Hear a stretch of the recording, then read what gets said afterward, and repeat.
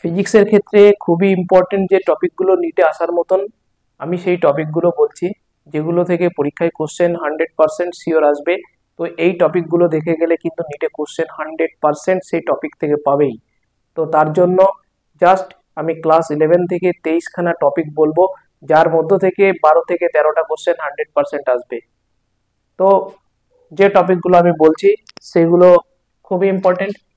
Percentage error থেকে question আসতে পারে, ইনস্ট্রুমেন্ট থেকে আসতে পারে, ডাইমেনশন অ্যানালাইসিস থেকে আসতে পারে, প্রজেক্টাইল মোশন থেকে আসতে পারে, এবং রিলেটিভ মোশন থেকে আসতে পারে, ওয়ার্ক থেকে আসতে পারে, পাওয়ার থেকে আসতে পারে, সিওএমই কনজারভেটিভ অফ মেকানিক্যাল এনার্জি থেকে আসতে পারে, মোমেন্ট অফ ইনার্সিয়া থেকে আসতে পারে, টর্ক থেকে আসতে পারে, সেন্টার অফ মাস থেকে আসতে পারে, হুকস ল এবং energy density, orbital velocity, escape velocity, satellite, Kepler's law এবং সিম্পল পেন্ডুলাম এবং স্প্রিং টাইম পিরিয়ড এবং surface tension, capillary rise, thermodynamic process এবং এক্সপ্যানশন, এই 23খানা টপিক থেকে কিন্তু কোশ্চেন কিন্তু আসবে।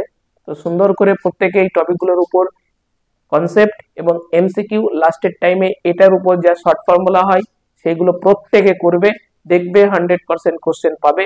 এবং ক্লাস 12 এর যে পার্টটা সেটাও আমি দিয়ে দেবো, 20 থেকে 25খানা টপিক, যেখান থেকে কোশ্চেন ওরকম 12 থেকে 13টা কোশ্চেন আসবে, টোটাল 25 কোশ্চেন পাবে।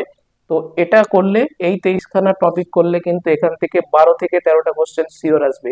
কারণ এই টপিকগুলো থেকে নিটে কিন্তু কোশ্চেন বারবার দিচ্ছে, সেই কারণে এই টপিকগুলো আমি বলেছি। তো প্রত্যেকে এই টপিকগুলো দেখবে, তো ভীষণ ইম্পর্টেন্ট এটা।